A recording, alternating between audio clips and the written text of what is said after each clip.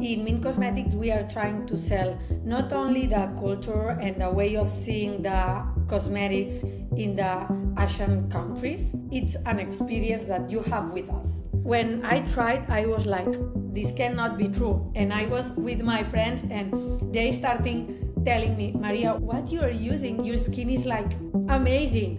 And this is why it was super easy to me to sell them all the products. So now a lot of my friends are into Korean cosmetics because they saw the results. And is the rise of K drama becomes automatically a marketing channel for you? Community brings you client because they are the ambassador. Maria, one marketing trend that you believe is overhyped right now.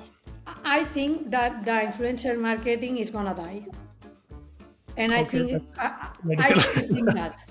So Okay.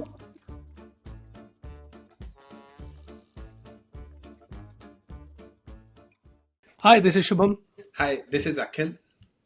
And today on Shelf Life, we are joined by Maria Plaza, Chief Marketing and Digital Officer at Korean Cosmetics, the brand that helped introduce Korean beauty culture to Europe and essentially to the world and turn it into a scalable omni-channel consumer business. Maria has led marketing and growth across multiple consumer brands and brings a unique perspective shaped by a non traditional path into marketing. She's been into law and economics and now into demand generation, brand building, and organizational leadership. She's worked through major shifts in how marketing teams are structured, how consumers make decisions, and how much signal CMOs are expected to process every day. We're excited to unpack how marketing actually works. When consumers are smarter, channels are moving faster, and clarity matters more than ever. Maria, welcome to Shelf Life. hi guys, thank you for having me today. I'm really happy. After this introduction, I don't know what I can say, but thank you very much. So I'm really happy to be here today. Along with this, I would also like to add Maria is a tracker. She recently tracked to Everest Base Camp, and she has tracked Wow. some interesting, has done some interesting tracks. Maria, you would want to talk about that? Let's start with your introduction. You have been into sports, you have been into tracking. Yeah, well, I really like doing sport and practicing because it helps me a lot on my daily life. I've been my whole life practicing it. So, like 5 years, yeah, maybe it's 7 years ago, I went to Nepal to do some, yeah, personal discovery, and one of the things that I did, it was like climbing the Turumla Pass, which is a mountain next to Everest Base Camp. And for me it was yeah, it was like super raw and personal because it not was about the destination like the Everest base camp. It was more about the inner journey because it was different. Go there, then like climb and arrive to Rumla Pass, which is not that popular, and it's a way to go to another like big city. So it was higher. Well, I think that it's higher or more or less than the Everest camp, but it was like super good, and I strongly recommend it. I also did it the Everest base camp later, but I strongly recommend the other one because it's more like personal. You live better the path, and you find there a lot of genuine people that share with you their personal like way of living. Interesting. So, Maria, you have been a very untraditional thinker or a very out of box thinker. You have, in academics, you have a degree in law and economics, and then you pivoted into marketing. Yeah. Uh, the way you did not choose like the most chosen path of Everest Base Camp, you did a different track. Similarly, you have done a different track for your life and career also. Uh, Yeah. Yeah, I think that probably the Turumla Pass or the trekking was more difficult than changing my career path because I think that all my legal and economic knowledge helped me a lot on my current job. But definitely, when I decided to change it, it was because I was more energized by like shaping outcomes and narratives than by like purely legal frameworks, you know. So for me, it was a natural path because I'm also super creative. I like to think out of the box. So the box sometimes I don't achieve it, but I try. So yeah, for me it was the natural path or the natural end to be on a more creative area or yeah job or position. But I think that a lot of people during all their career path, they change the way of they are doing the job, you know. Probably maybe you've realized the same, and probably you are not doing the same as you were thinking when you were starting, right? Yeah. And your title is at MiiN Cosmetics is Chief Marketing and Digital Officer. Yeah. That's a title we don't come across very frequently. No. And either there is a Chief Digital Officer, there is a Chief Marketing Officer. What brings both of these together, and what difference does it cause? Like, is it the future looks like this, or what's changed with this? What is the change? Um, That's a really good question. Probably I can make up something, but in fact, the real is that when I arrived to MiiN Cosmetics, the both departments were working together, and since they started, so it was like natural that I took the both departments. But this is not common because the both departments are um, complementing each other, but one is like driving the demand and the other one is like converting or yeah or doing the sales, you know. So here for me it's really easy because I help my both departments, but naturally they need to be separate because I think that they are more focused on what they are doing, right? Otherwise for me it's like a way of learning both areas and talking with the client in different ways, because in the e-commerce or in the digital area, I'm talking through clients through the digital channels, and on marketing I'm also talking with the clients through the shops, you know, all the retail area, because in marketing we manage the retail channel, e-commerce channels, and B2B channel. So I have all the inputs, and then I directly talk with my client through the e-commerce. So it's complementing like itself, but in the natural way it needs to go apart, you know. So I don't have the right question here. I'm saying that it helped me a lot, but every company needs to find what is best for them and what is work for achieving the final results, you know. So here it's my answer. Got it.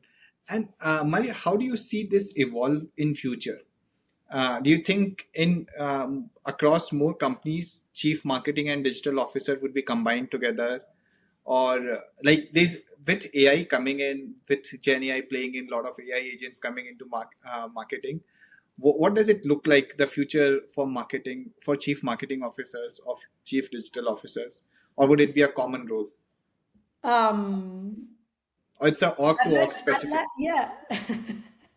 I like to see the future, but I can.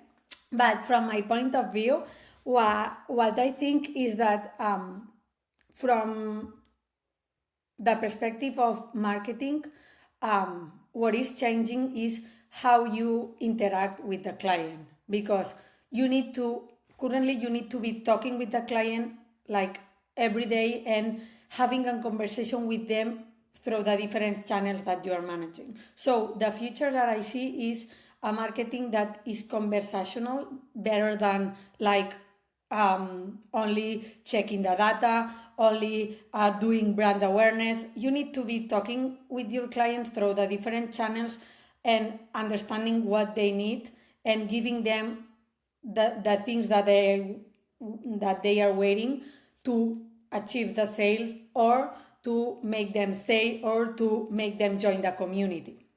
Because currently I think that marketing is not about like brand awareness or all performance, or no, it's about a community, a conversation with the client, and developing your product or your brand according to what client expects from you during all the way with you. So I think that it's not changing like the position, is changing how we do marketing. So our responsibility as a marketeers, it's like challenge ourselves to adapt our brands or our product to what the clients need. And you only will know that this if you talk with them and you understand them and you are always interacting with them. So for me, in that case, the AI helps me a lot because it helps me to understand the client faster.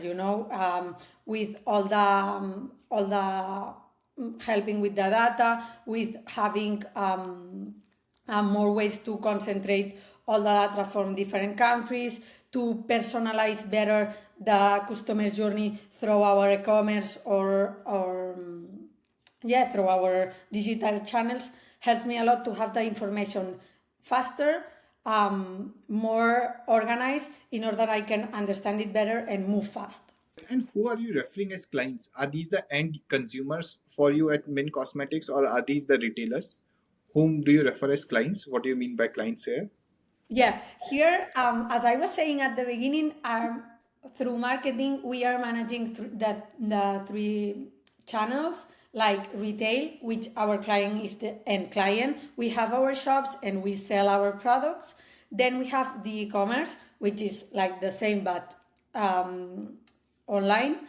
And then we have our retailers, which we sell to, for example, Zalando.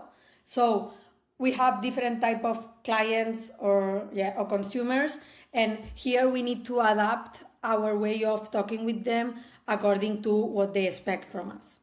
So the clients you're referring is these retailers, Yeah. either No, I'm referring to the end consumer. and consumer. Okay. Yeah, exactly. And do you have to market to retailers also, like either an e-commerce platform or a retailer? Yeah. Yeah, we have a different platform for retailers in order to give them more visibility about what's best for them, or which brands they probably love better. Or yeah, we have different platforms because the needs are different, and the way that we sell is also different. You cannot sell in the same way in the end consumer website or e-commerce to the e-commerce that is selling to other retailers, because the interest is different, and the conditions and everything. So you need to prepare your platforms according to your client or your end consumer. Yeah. Right. Maria, speaking about MiiN, at MiiN, you're not just selling products, you're translating an entire beauty culture into new markets. How do you decide what needs to be actively, educated versus what consumers will discover on their own? As I was saying before, we talk with our client, we listen to them, we try to understand how we can generate the demand through them. So in MiiN Cosmetics, we are trying to sell not only the culture and the way of seeing the cosmetics in the Asian countries. It's an experience that you have with us, an experience that makes you stay, and an experience that includes a community that not only generates the demand, because I think that a community, it's not a client or a bunch of end consumers, it's the people that will be your ambassadors in the long term. They join your brand because they love the brand, and you give them other things to stay rather than a promotion.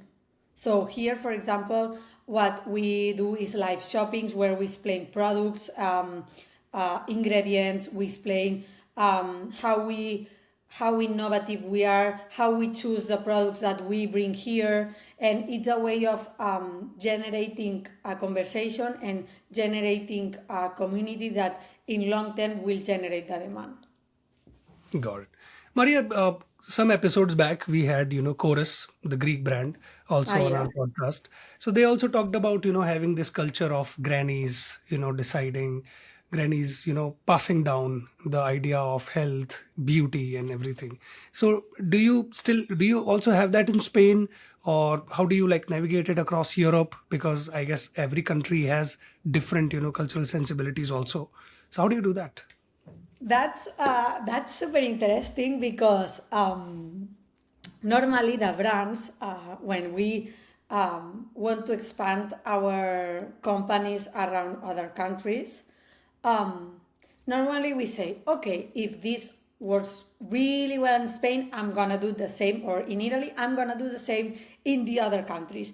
And normally that's never happening because the people is different, the culture is different. Spanish people, we are not the same as French people, you know. So you need to adapt your way of selling, as we were speaking in the other like question, uh, of what the client needs to go there and generate the demand. So you need to understand the market, the way of the market is buying your products, the the way of they are understanding your products, or if they don't buy it, why, and then prepare as a strategy and locate your strategy to this country. Is the only way that you can achieve the results in there, because if you sell as Spanish people, you won't have the German people or French people buying your product. That's super clear. So I experienced that in MiiN and in other companies, and I can tell you for sure that localizing your marketing strategy, your sales strategy, it's fundamental to keep growing or to achieving the results that you have.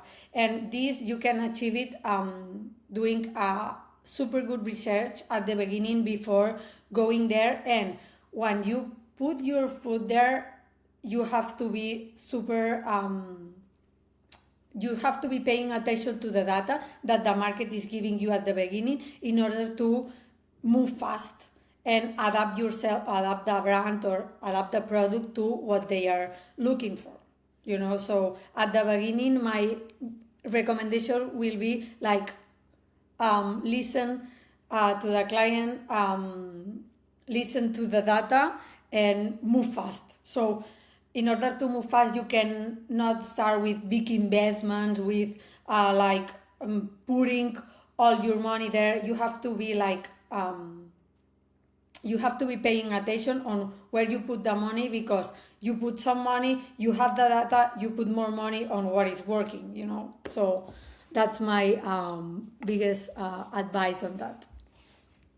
Many teams today frame marketing as a trade-off between brand and performance.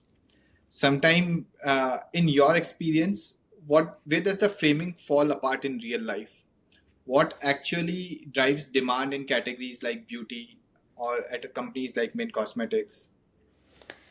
Yeah, that's a really good question. And on the marketing area, we find ourselves into this, I think, constantly, because on the performance area, you see the results like tomorrow, but on the more brand awareness area, you see like the results like in 6 months, in 1 year.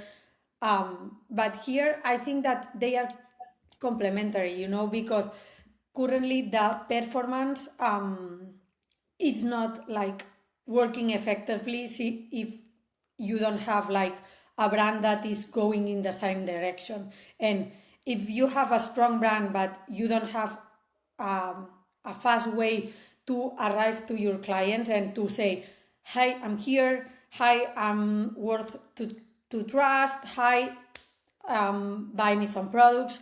So here for me, it's not like performance or brand awareness or investment on brand awareness. For me, they are complementary, and the clue here is like the marketing mix, how you do the both things in order they work together better. So here I don't have like the key for solving how they interact, because in each brand they work differently, but for me they are complementary, and you need to see how you do your marketing mix between these both things in order they can match perfectly and achieve your client in a long-term basis. Can you double click on marketing mix a little more? So a lot of Yeah, our sure. audience who are young students would not be aware about marketing mix. So can you just explain that in more detail?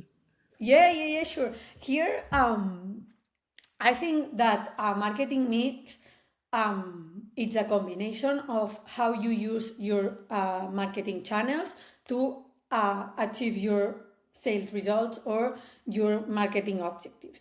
So you have the funnel, and in the funnel you need to understand how you mix the different channels in order to impact the client in the different ways. So the thing is not one channel it's working on the mid funnel, one channel it's working on the top funnel, and the other channel is working on the conversion part.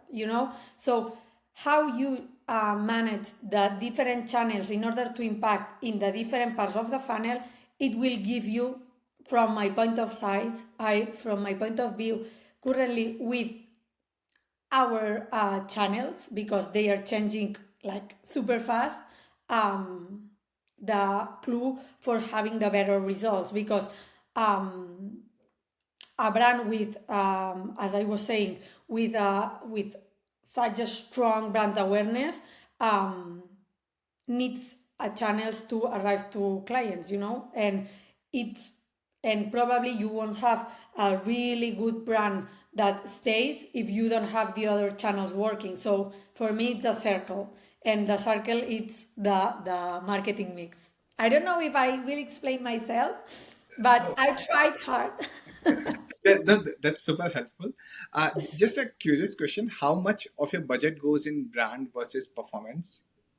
um, Currently the mix is 40-60, but here I will say that And the 40 is in brand 40, or performance? yeah, 40 is in brand, 60 is on performance. But here, I will say that depends on, uh, yeah, depends on the objective that you have, because in the past, I had the mix change because I was like going hard on the brand awareness, because I wanted to be, yeah, more important that year, because my objectives were more into the brand awareness.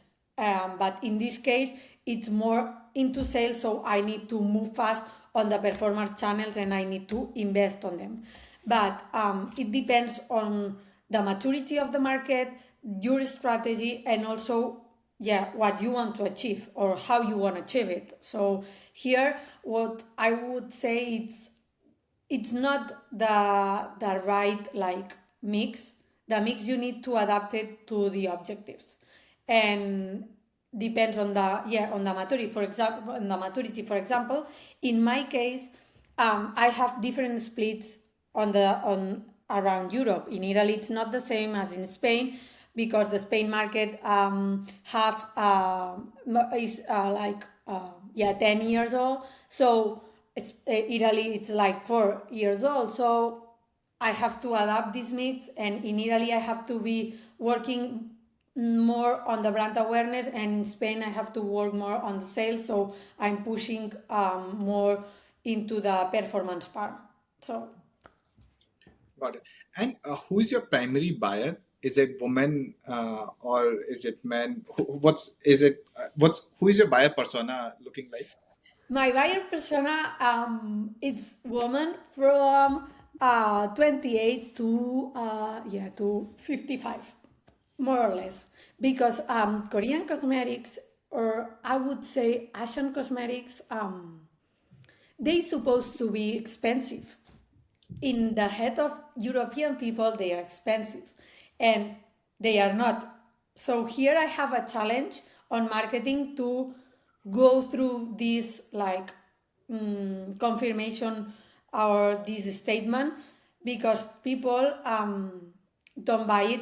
Now with TikTok, we are going through this statement easily, because young people is trying the product and is saying they are really good, they are cheap, go for them, blah blah blah. But in the past, our buyer persona, when I started in MiiN Cosmetics, it was from 36 to 55, So currently we have younger buyers, and I'm happy with that, but it comes from this thought or this way of thinking, because we are not able to arrive younger people due to the statement of the price. And is the rise of K-drama helps you becomes automatically a marketing channel for you, with more K-dramas exploding or a Korean movie winning a Oscar Yeah. or Well, here, what I have to say is that the at the beginning, the Korean cosmetics were more for people that knows K-dramas, know K-pop and everything, and they trust the product because they trust the culture and they love it, and that's really nice. But currently, the Korean things are going mainstream, and I think that Netflix, I have to say, helps a lot with this TV show. I don't know the name in English because we saw it in Spanish, but a lot of Korean series, K dramas are becoming mainstream. So this helps me a lot. And also all the innovation and all the difference in way of designing things, not even the cosmetics, everything in Korea is becoming mainstream, is becoming cool, is becoming fashion. So this helps me a lot to go through this statement that I was saying before, because the people start to discovering the Korean things, the Korean cosmetics, the Korean K dramas, and whatever. So yeah, it helps me a lot, the K dramas, but also how they open as a culture themselves to the world. also just to understand on the channel side, which channels drive a lot of your marketing budget, or let's say overall brand or performance, whether it's TikTok, Instagram, or YouTube, or any other channel. How's the channel mix looks like?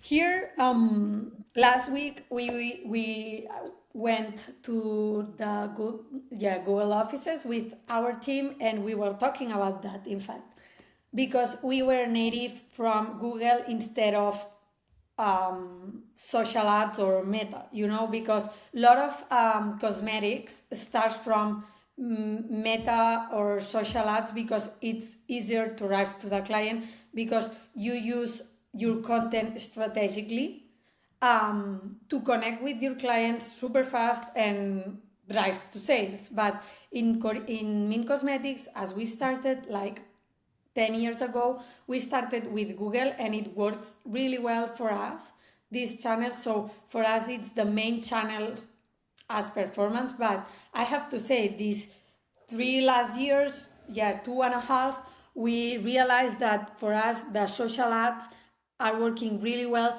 to push the mid funnel, to make the people trust the products, to see the textures, to see the ingredients, to see the results, to connect emotionally with the client. So we are giving more importance to all the social ads, because it's like helping a lot to grow the brands, not only on major countries, but also in countries that we are starting from scratch.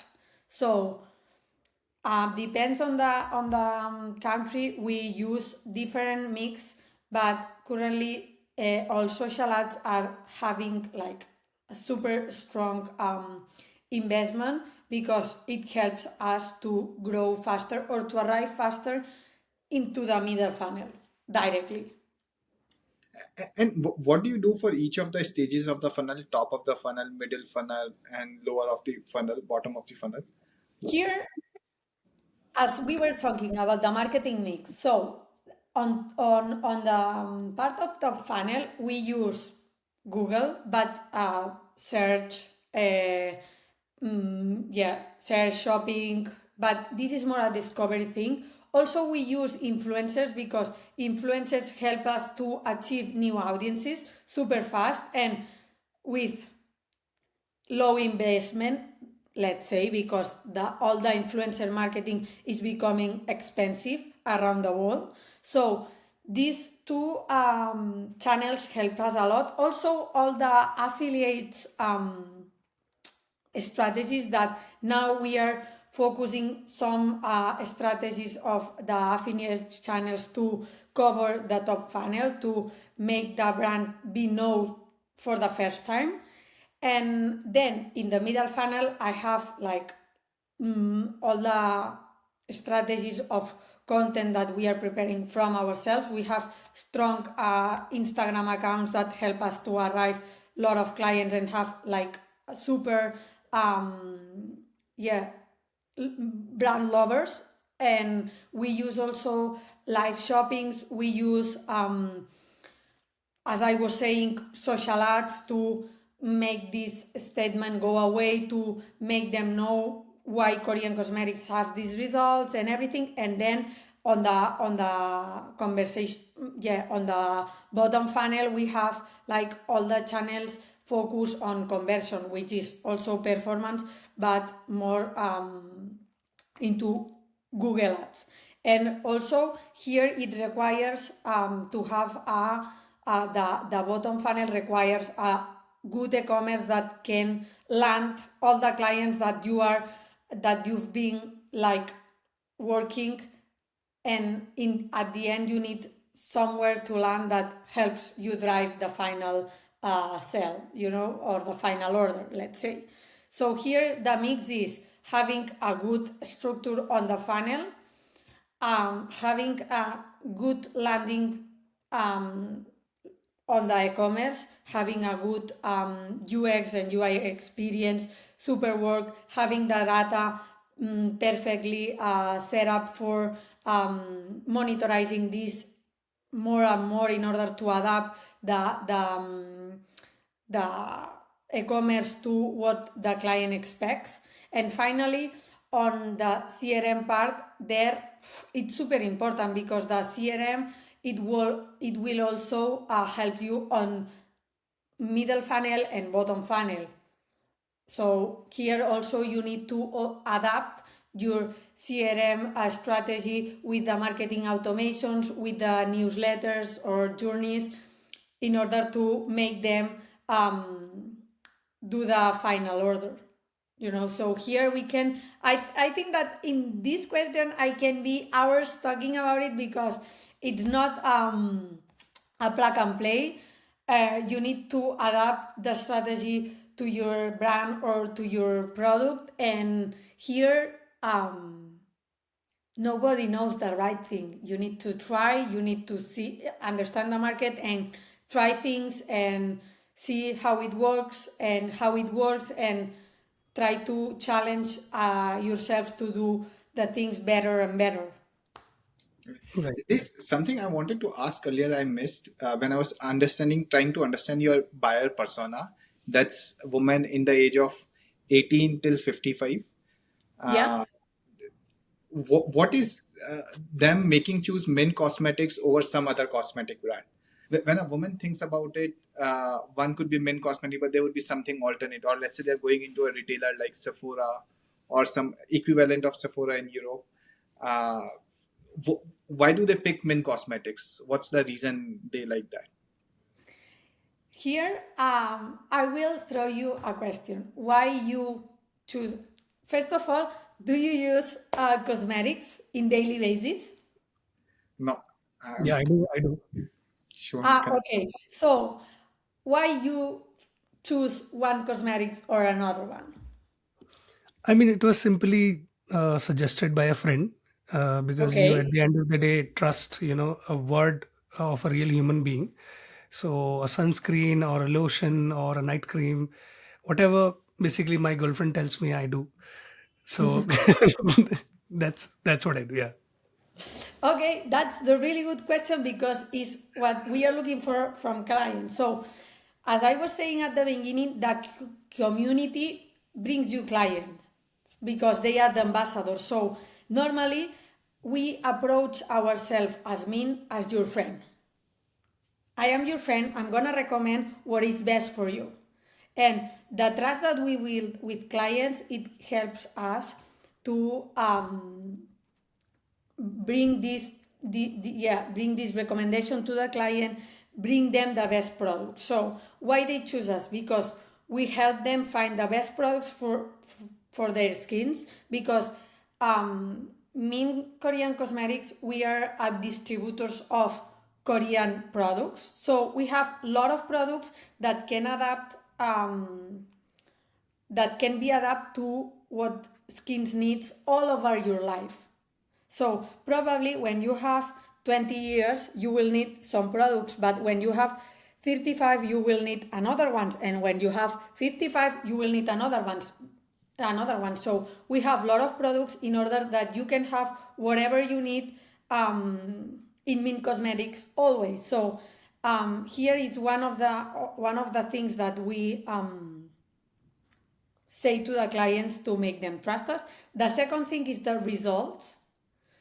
The results of Korean products, not in MiiN Cosmetics, all the Korean products are super nice. So I have to say that when I started in MiiN Cosmetics, I was like, okay, I've been preparing all the interviews and everything. I prepared the business case, and I was saying the results are the main argument, the main reason why the client buys in MiiN Cosmetics.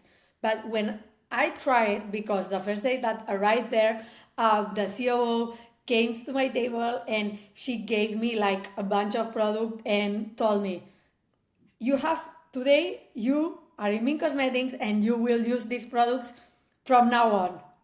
Not other products, these ones. And I said there, okay, I'm gonna give it a try. And when I tried, I was like, this cannot be true. And I was with my friends and they started telling me, Maria, what you are using, your skin is like amazing.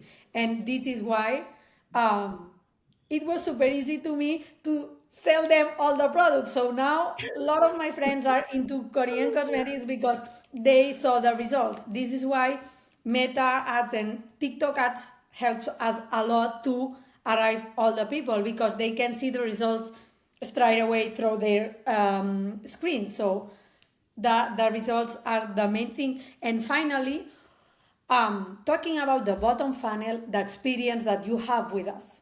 It means how we talk with you after you buy for the first time, and how we talk with you through our live shoppings. We have the live shopping experience. We do like a live shopping for 1 hour at night, presenting new products, presenting exclusive products. And I have two girls from my team that they are doing it, and they talk as a friends, and they are recommending people like, wow, I'm using this, I love it, this moisturizer, I don't like it because it's not working for me, but the other one, it's working because I have this type of skin. So this also helps a lot. And yeah, I think that this is like the success mix and what Yeah. helps us to arrive to our clients. So Maria, does one have to have good skin to work for men? Do they need to look beautiful to work for MiiN Cosmetics? Yeah, I have to say that MiiN Cosmetics is genderless. Even though we are pinky brand, we are we are genderless. So we have products for all type of skins. It doesn't matter the gender. It matters that which skin you have. So we have a lot of products that probably will help your skin be amazing. And the thing is that in Korean cosmetics, what says the rule is that you have to do 10 steps because in each step you treat one of the pathologies situation that has your skin. So for men, we try to like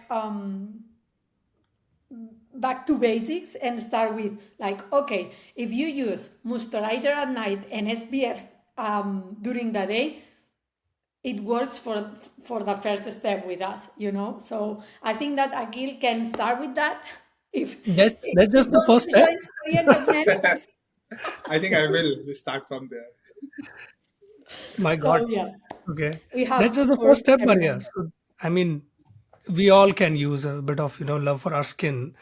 Uh, but what you said is really interesting about, community marketing, because my background is also in community marketing. So do you also make use of a lot of UGC content? And how do you distribute that UGC content? One is, of course, TikTok and ads, but is there any community that you host somewhere? Or, the focus groups? Do you have these people in offline mode also? The UCG content is like growing a lot on the investment that you do as marketeer, because UCG content is what connects with people currently. So it helps us a lot to do ads on social ads, TikTok and Instagram. And also we are working with YouTube Shorts, which is becoming more popular. Um, and we are using them as one of our main drivers of sales in terms of social ads. So what we do is currently on the beauty sector, a lot of people want to join, and there's a lot of people that likes to do content, you know. So for me, in that case, it's super easy to have a bunch of like UCGs that works closely with us, and now we are like working with them through affiliation too, because they sell too from their like profiles directly. So here what I would say is that we don't have like a group of them that we work with them like super close, but we work with them like like constantly with different ones. We check which ones work better, and the ones that work better, we put them on the affiliation because they can sell too through their profile. So the idea is not only use them as UCGs, but also as ambassadors, as sellers, as the people that build a community around the brand, you know. I found this very interesting. Can I correlate this consumer brand, a beauty brand, with a SaaS business, a software business? So if I have to ask you the same question, what does a marketing mix would work best for a software business? Wow, that's difficult. That's really difficult Yeah. for me because now No, not necessarily. Maybe this was more for no, show. but I like that challenge, so I'm gonna try it. But here for me, what would be a UCG for the software sector would be the brands that are using the software. So here, I think that we back to traditional marketing or back to the origins of marketing, which is the word of mouth. So for me, one client, the way of arriving to new clients is on the software or yeah, more technology product is through other brands that are using and they are happy with that. And I think that this is what the best brands or the more known brands are doing. For example, when you talk with one of the Shopify, for example, a platform seller, the thing that they do with you is, let's not like go through the commercial pitch. Let's talk with one of my clients that, or my clients that are using the same platform that you need, or let's talk with a retailer that is using it on the shops, because they will tell you how they happy are. So these are the UCGs that you need to use as a software or a technology brand. So in marketing mix, probably I will use the experience more as on top and middle funnel, and then I don't know how to see the investment on performance, because I don't own or I don't know the data or the metrics on that, but probably the performance part will also help you on the top funnel to have a lot of leads, and then to put them through an experience video or through an experience call with other clients or anything like that. So I would say that on top funnel you will use performance, you will use some UCGs talking about the product, and the middle and bottom funnel, I would say it's more into the sales reps to give them the final statements to make them trust the product. So this Yeah. is my more or less guessing. No, that's a pretty good one. Yeah, and I like Maria what you said about going back to the basics of marketing. So I would just add community marketing to the mix, where you are very close to the people, your buying persona, you're creating conversations with them, and that those conversations can be converted into content like this, and of course use it across brand as well as performance marketing. So I think being close and research, I think that's what makes your marketing mix stand out. Yeah, So, sure. Yeah. I think that it's super important. right. So, moving to the dashboards, the technical stuff, content Right. performance, community feedback, you get a lot of signals, Maria, on daily basis. And on top of that, you need to keep your intuitions also intact, because you are at the end of the day a human being who needs to take decisions. So which signals do you personally trust the most, and when deciding whether something is truly working or not working? And because I found it really interesting that you earlier said that when you joined Min, the brand versus performance, the budget was somewhere skewed towards brand, but now it's 40-60 in favor of performance. So how do you make these decisions? Okay, here there's a lot of things to talk, because this part is like different, because you can see like um, the data. You can have the data on the dashboards, but you need to see patterns.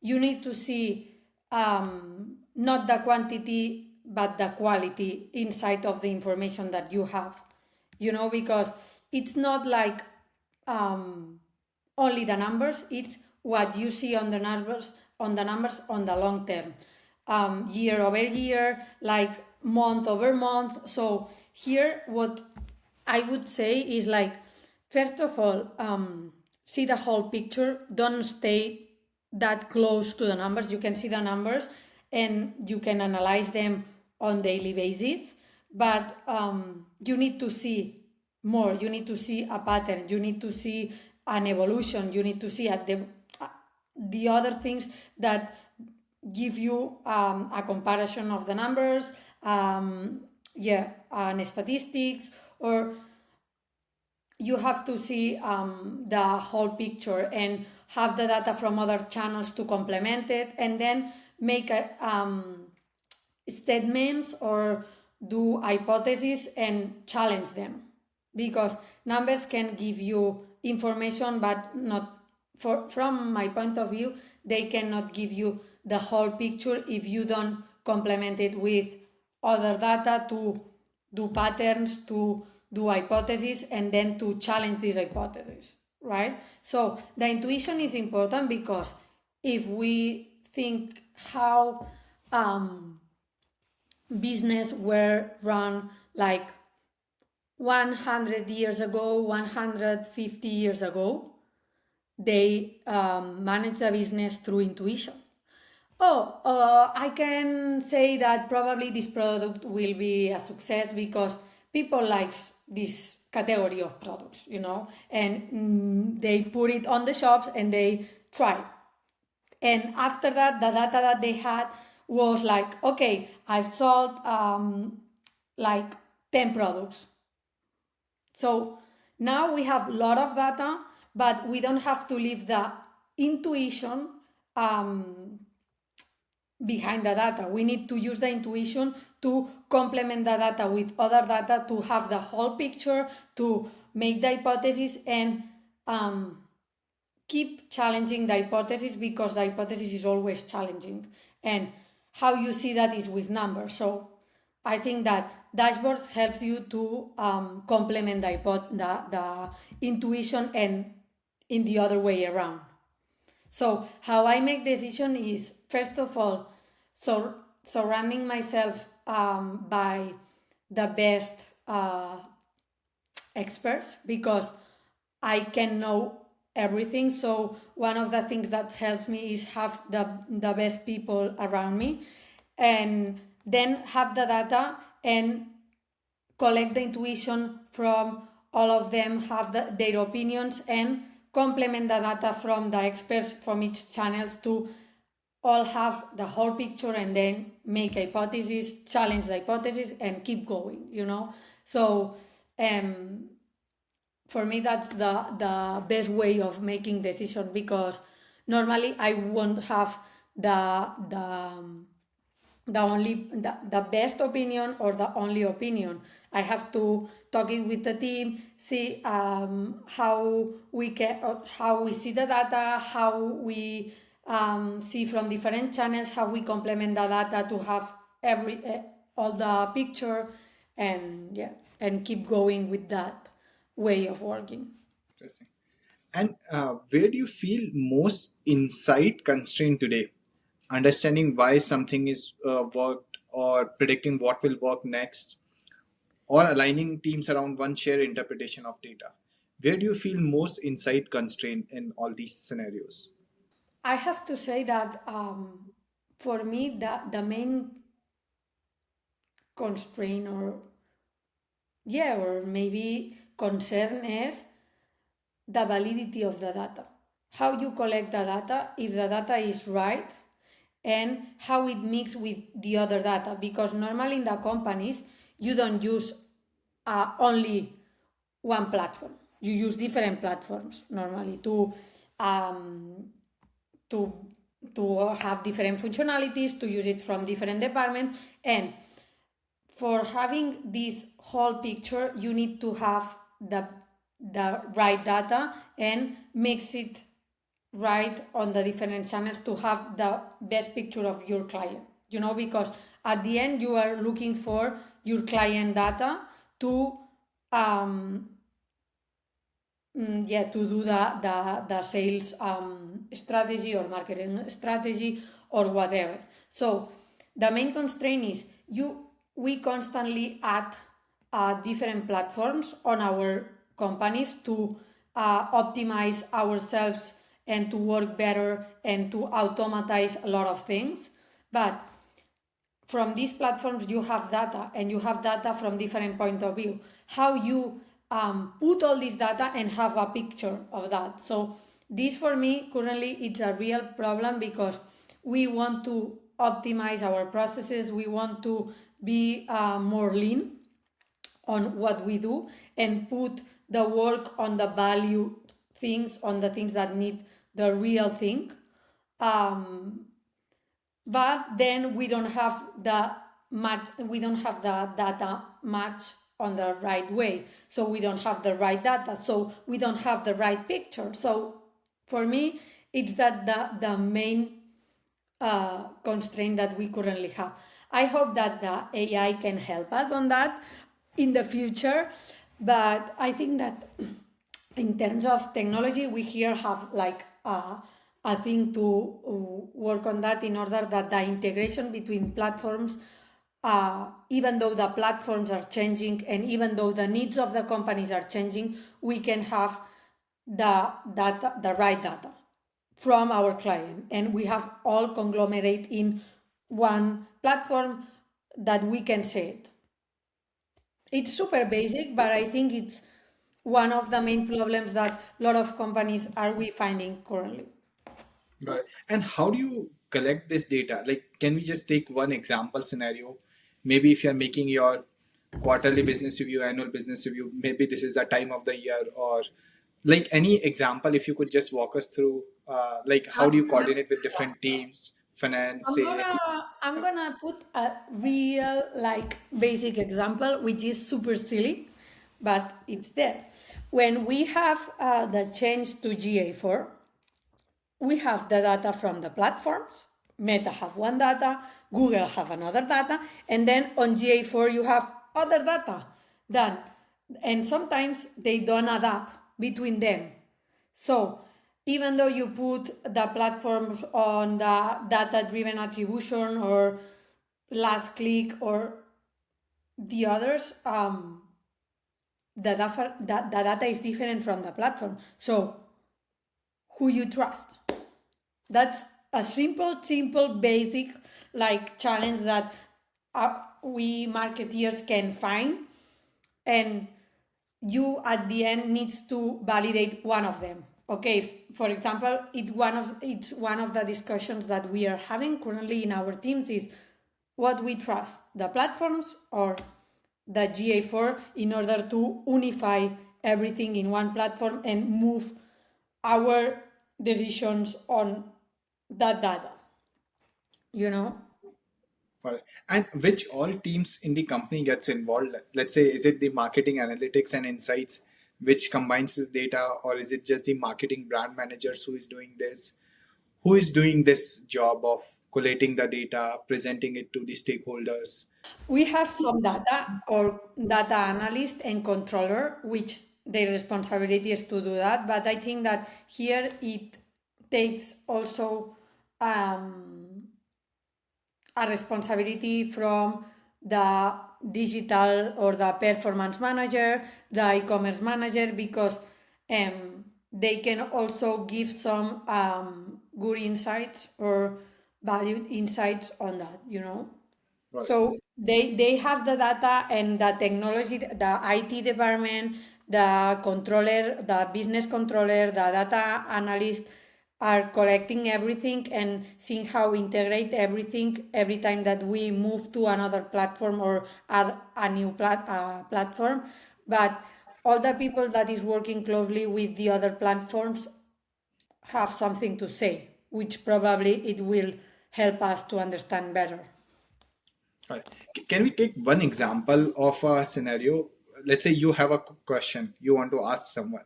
Hey, how did this particular SKU did in Spain in last quarter? What happens after this? You have this question. Do you go to someone in your team to ask this question? We have a platform which manage everything like logistic department, the purchasing department, supply chain, and here you can easily find a report where you can have this information. That's true. And we have, for example, we work a lot with Power BI. So it's this platform where this data is fed in, and Yeah. the reports and insight might be getting generated on Power BI by the analytics and Yeah, insight team, exactly. Mm-hmm. which you end up They consuming. check if the Power BI is checking good the data and collecting the right data for each KPI or each metric that we want to check, you know. So the business controller checks, okay, the data is okay in Power BI versus the Salesforce that we are using or whatever. Got it.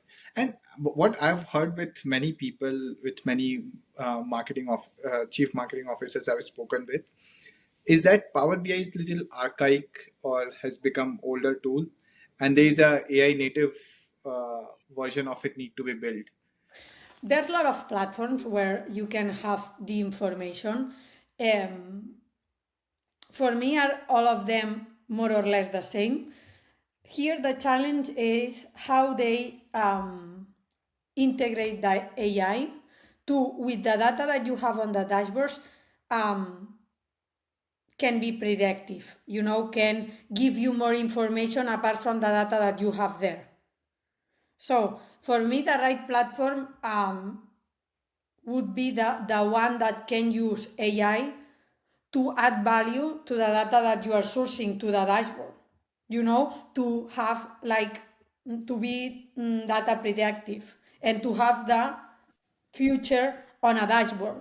What we were saying before, no, you asked me how you see the future or how you can like predict the future.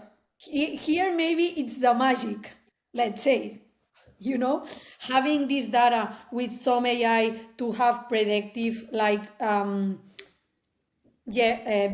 consumer behaviors, way of allocating the products, way of buying, doing all the purchasing of the products and everything here. I think that it's the right platform will be the one that can add this, this functionality to the dashboards. All right, so you're saying you have the data, you have the past insight, past reports. Someone can give you insights plus do some predictive analysis and can help you ask questions in natural languages so that you can run scenarios in it. Hey, if Exactly. I make changes to my supply chain or if I make changes to my marketing mix modeling. No, I think that not like there's no, I mean, there's no question. Here you have your plan for the next 6 months. If you want to achieve these sales, probably you will need, or 99% sure you will need these products, because I'm having data not only from your side or from your sources, but also external. Got it. This is interesting because this is a real problem which we have seen marketers struggle, or brand managers or people who are running the business on day-to-day basis managing the P&L. They have this question like, hey, I have this target of my sales target 6 months down the line. What do I need to do today to achieve that target? And what Yeah, you're I think that this is a thing that all of us, we ask ourselves, not only marketeers, but also the chiefs of any department will ask this. I mean, in terms of numbers, how can I achieve this? Then, what you need to add on that is the best way of doing it. I mean, the strategy on that to achieve the results, because the AI can tell you, okay, you have to buy 20 moisturizers and you will achieve these sales. Okay, how I'm gonna say these 20 moisturizers? That is what you bring here, the value that you bring here, you know? So I think that this will help us a lot, and having this process super well done and with AI, it would be super helpful. And at the end, it will give you some time to think properly, because normally the managers, we don't have the time to think properly, to sit down with ourselves and say, okay, how I'm gonna do that? How, let's think, let's talk about the strategy, let's challenge myself. Okay, what I'm doing is right. We normally uh, get into the day-to-day things, and we don't have this time. So maybe if we have this process well done, and we have all this data process with the external insights, we will have more time to say, or the little time that we have, probably it will be with more, we will have more quality time to think, unless it's, even though it's like little time. Interesting. That's something we have heard a lot from marketing officers, and but no one had the answer. Like, and I think this is where the merging of chief marketing and chief digital officer comes into play very handy. That you are able to think both from an AI and marketing perspective and bring in targets. That's interesting. Okay, so moving on to next, how do you currently connect qualitative signals like consumer sentiment, social feedback, community conversations with hard metrics when making strategic call, hard performance metrics? Yeah. I get it. Okay, we have a lot of conversation with our clients, so I think that what we have in MiiN Cosmetics, it's not that normal, because the people naturally interact with us. They ask for routines on our DMs. They talk with us. They comment on our live shoppings. They comment on our posts on Instagram, on LinkedIn, everywhere. So I think that this is normal. This is not normal, but due to our community, we are able to have this sentiment that it's super easy to check because you are seeing constantly the inputs, so we need to collect more data on that. In fact, yesterday at night I was writing an email about that to my team saying, okay, we've done this amount of live shoppings in 2025, so now we need to understand that live shoppings are the best channels to be close to the clients, and the metrics that we have of sales, of visualization, of engagement tell us that we have this engagement with the community, but we need other type of KPIs like know the sentiment, understand the sentiment. So we need to find a way of collecting these KPIs that we can see it because we see the post, we see how people comment on the live shopping, we see how people send DMs, but we need to quantify that in order to understand how big is our sentiment and how we are going to replicate that into other countries.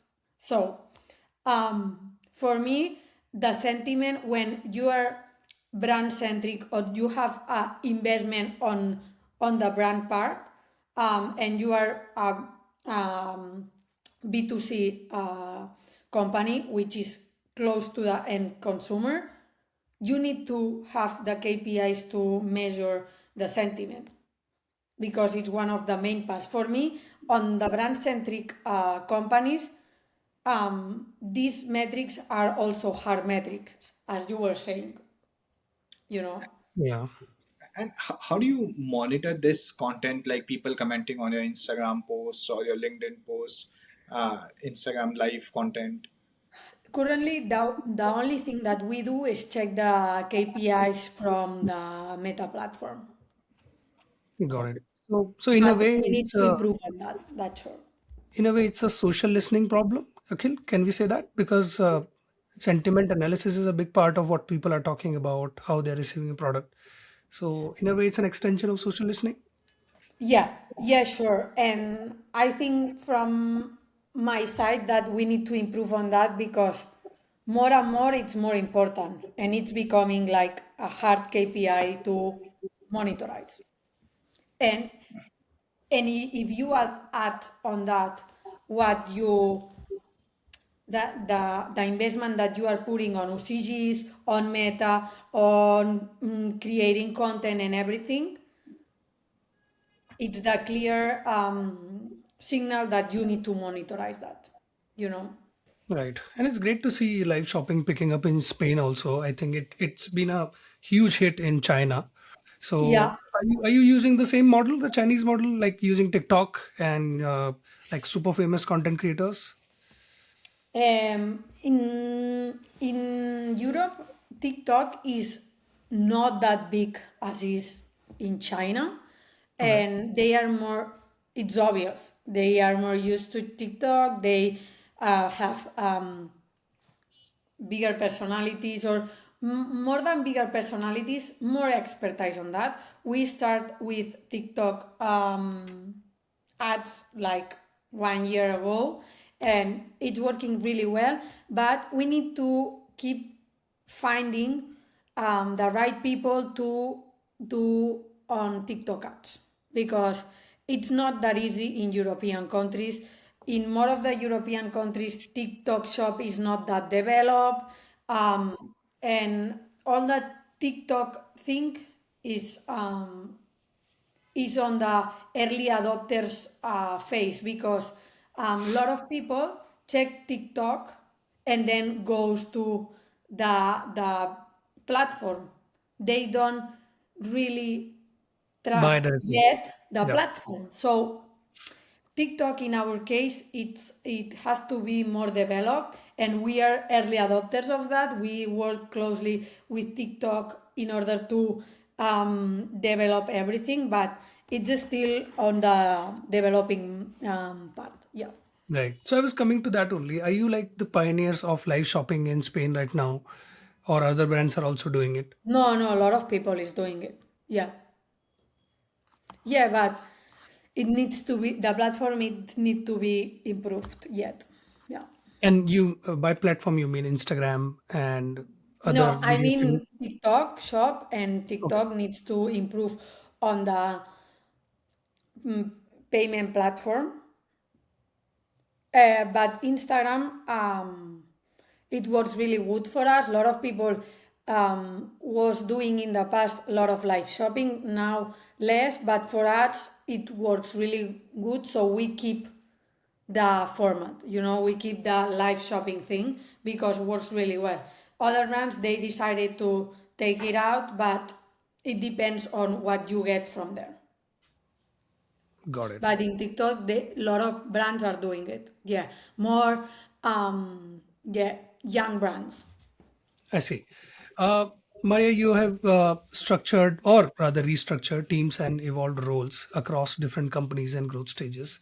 I remember you said in our earlier call that you wrote or essentially rewrote the job descriptions of your team members. Yeah, So because how do you do that? What's your like how do you gauge like a job description needs to be changed? Can you give an example? Like earlier it was like this, and then you changed it into something else. well, I think that you need to recheck constantly what we are doing, but you change the job description because the marketing is changing. I mean, it's evolving every day into different things, into different way of doing content, into everything. So it's not that I need uh, I need to change the job description. I mean, the people change the way the way of working because the platforms are changing, because the way of doing things are changing naturally. So um, here, what I do is talk with people and say, okay, we see that we are changing, so that this is changing. For example, Meta, now the content strategy on Meta needs to be super curated. We need to be focused on that. So the person that was managing the performance, that she was like super focused on implementing all Google Ads and Meta mix.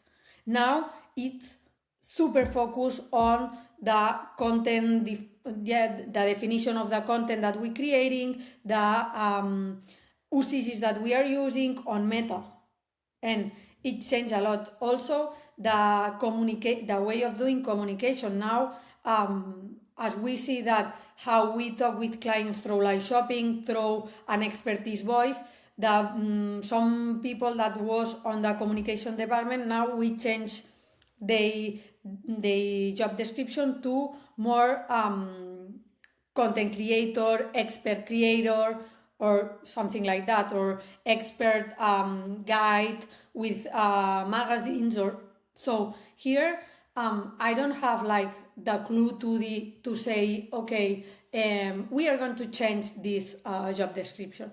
For me, it's being close to the market and understand which are the needs for every channel, and adapt the daily job to what we need as a company to adapt ourselves to the market.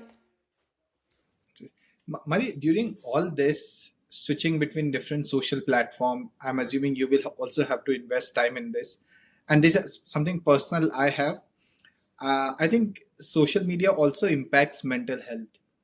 Oof, yeah. Like people are so used to stuck on scrolling late in night. Sometimes I'm also guilty of that. As soon as I wake up, I end up looking at my phone, or while sleeping, I'm just scrolling sometime. What do you do around this? Do you also feel are also guilty of such pleasures, or and I know you sometimes go for these silent retreats in Tibet and other places. Well, I feel like trapped on that, literally, because I think that our dependence on social media is super huge.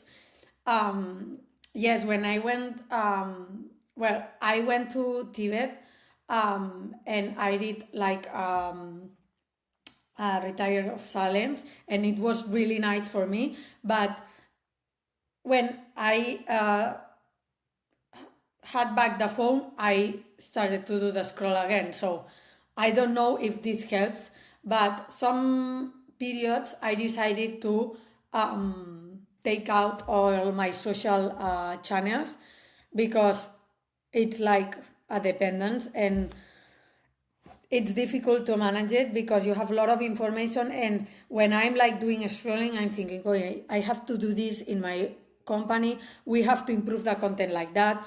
And at the same time I'm being like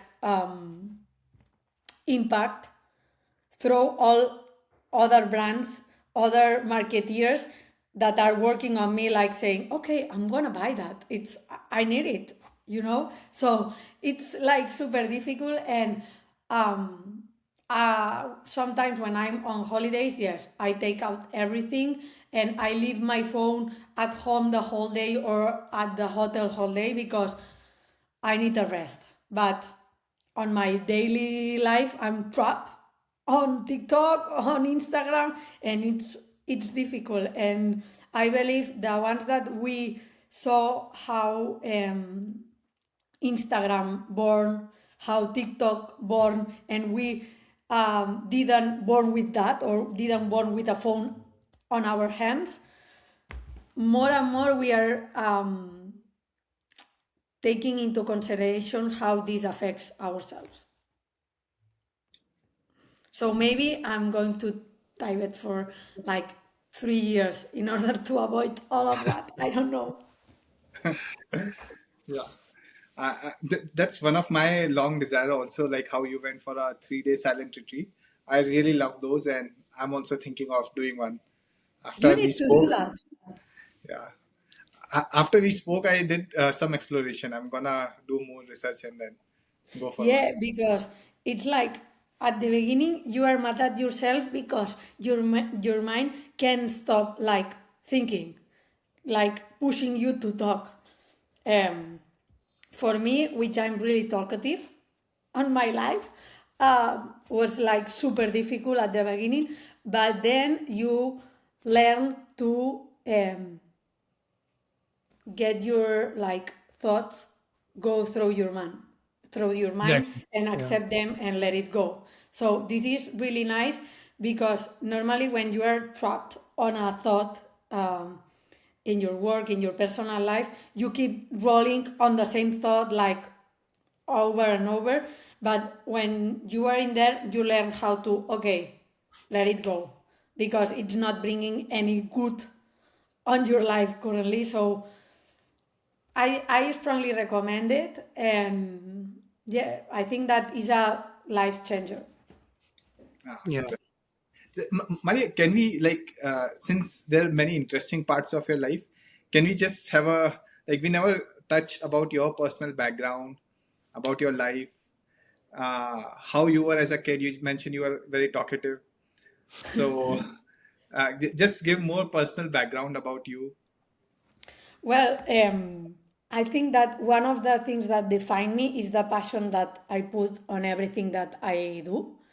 Um, I'm really passionate on in my life. I think that the passion that you put on things make you feel it more. But at the same time, when things go wrong, you have a harder time, because you feel it too. So I'm super passionate.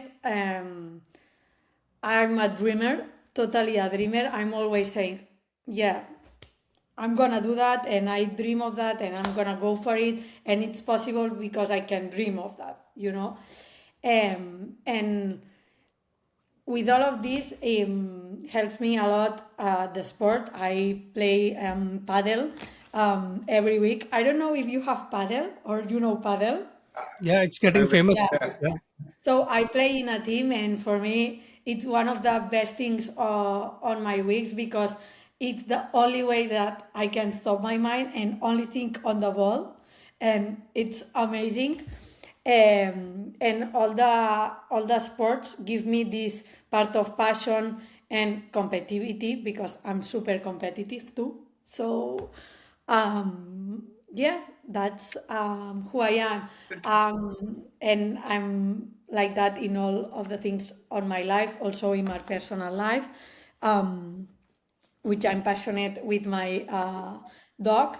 At the beginning, when I had the dog is from my husband. So I hate dogs. Well, not hate, I was afraid of dogs. So when I started with him, it was like, wow, how I'm gonna handle this because it's a big dog, you know? So I'm super afraid of that. But later, I understand the unconditional love for pets, which now I'm like, oh, I adore dogs, I love them. How you can be afraid of dogs? Well, and in my mind, I said, okay, I was one of those like 7 years ago. So this is an sneak peek of me Yeah. on my personal account. Also, starting it from the beginning, like where did you grow up? Where did you go for schooling? Where you did you grow up in Spain? Yeah, I grew up in Barcelona, next to in my family town, which is near to Barcelona, 30 minutes away. And yeah, I love my childhood. My parents are super passionate too on whatever they do, so they show me that. Also, I went to school next to my hometown. Then I studied law and economics also, and in in Barcelona. And Just before we go to college, like, do you have siblings? What do your parents do? yeah, my parents are working on the educational and in the more like governmental thing. And yeah, they have like strong backgrounds on directive directives positions. So they show me a lot of things, and they are always challenging me on what I'm doing, even though I'm yeah, even though I'm not their girl anymore, saying like that, but they are always challenging me and help me to solve my daily problems, daily situations. So yeah, and my brother too. So yeah, we are super like committed to each other.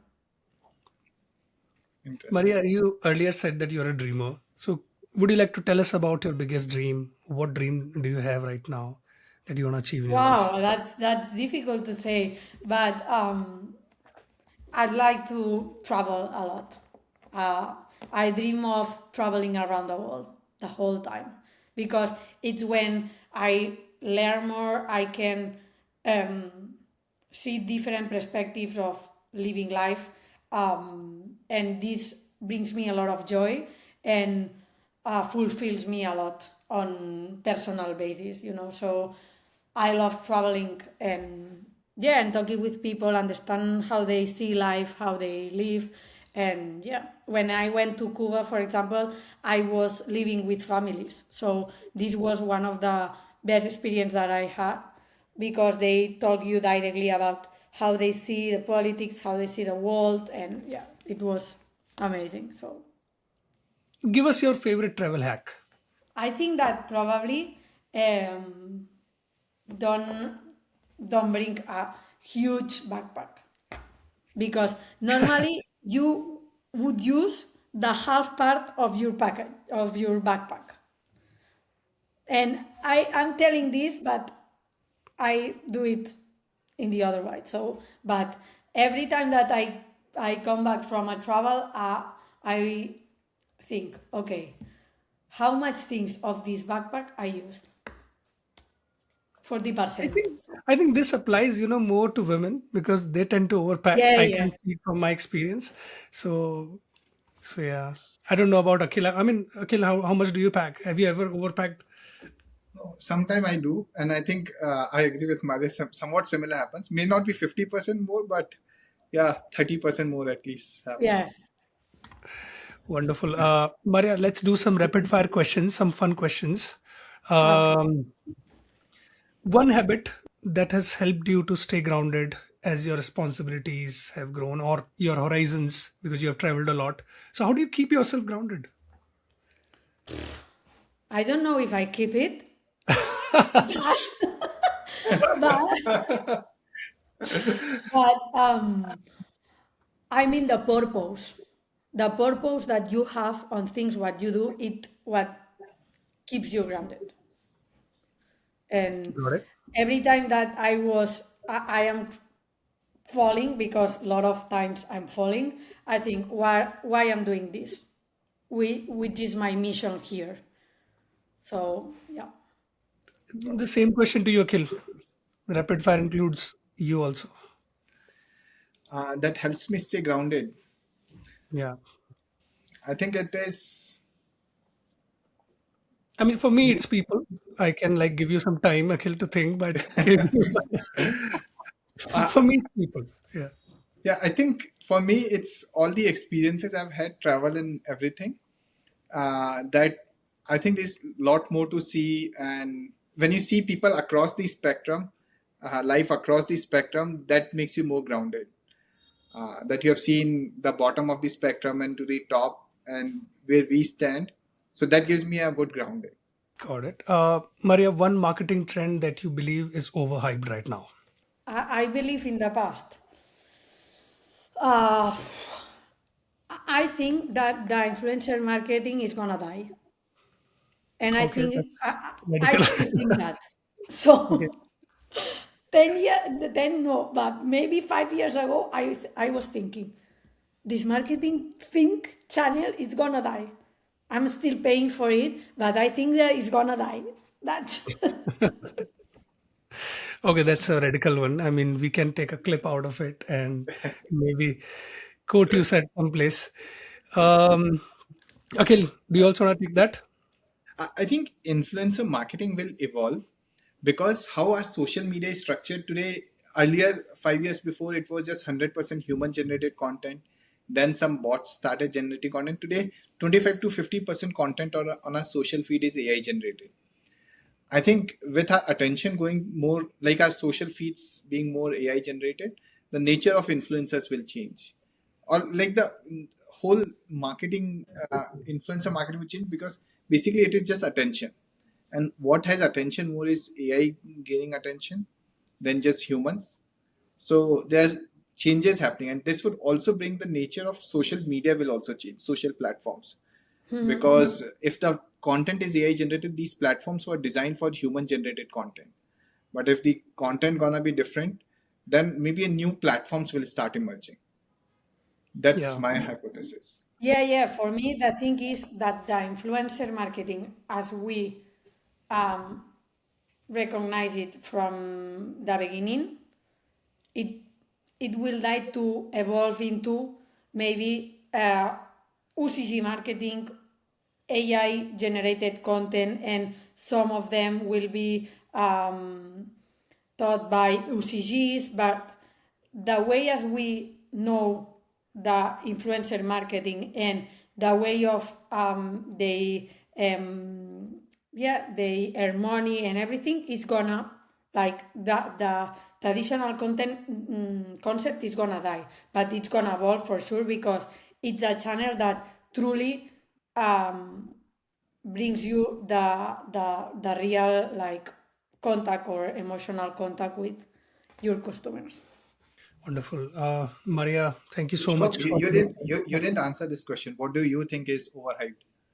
You're also a Exactly, marketer. exactly. Yeah. No, I think first of all, I'll answer. I'll just add one thing to the influencer marketing view. I think the definitions will change. Maybe an influencer would be someone radically different, not a human being or a AI bot.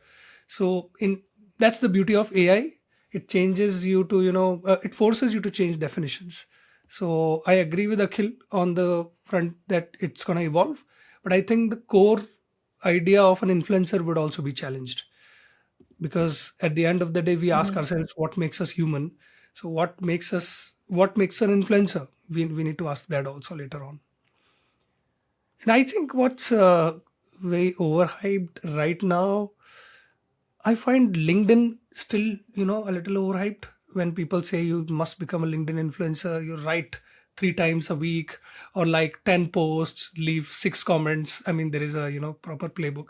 I think that doesn't really translate into authenticity. There is still some, something that is fishy about it. So I think LinkedIn is, I like the platform. It's very powerful. But I think being a LinkedIn influencer is a bit overhyped. Yeah, probably.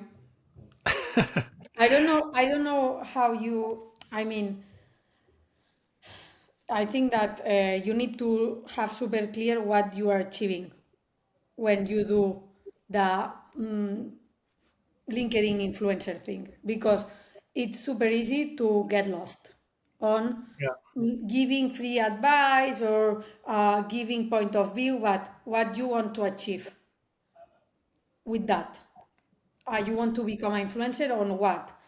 Influencer to sales or to what? I mean, Yep. so here I think that the purpose of doing this needs to be clear from the beginning, because it's a platform where you can get lost easily.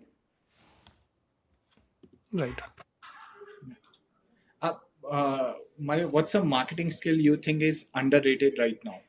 I think that the affiliation channel is underrated, because I think that if you have a strong strategy and you have different different channels of affiliation, you can build a whole funnel in there. So yeah, for me it's Yeah. underrated channel or thing in marketing. Sure. I would call it more like underutilized because not many people have still started creating content. The more people get more smartphones, better internet connections, I think it's going to be super useful and super direct also. Yeah. So, wonderful conversation. Anything, Akhil, do you have any questions for Maria? Maria, do you have any questions? From my side, I think that my talking spot for the day, I covered it for You did well. You did really well. like for the whole day right now. Then you talk very less, Maria. I don't think so, because I'm always thinking what I'm doing every day. Just talk. I'm talking the whole day. When I'm gonna get time to work, I don't know. So yeah. So Wonderful. thank you very Yeah, much, guys. It was like, yeah, it was lovely to meet you, to talk with you, and yeah, it was really nice to be on that podcast. I great to have trust you, that Maria. you will take out everything that it's not legal. Absolutely. So again, you use the word purpose a lot in this conversation. So the idea of these conversations is to have a purposeful, dialogue. So of course, everything is going to be, I think, useful to say the least, and very inspiring to say the best.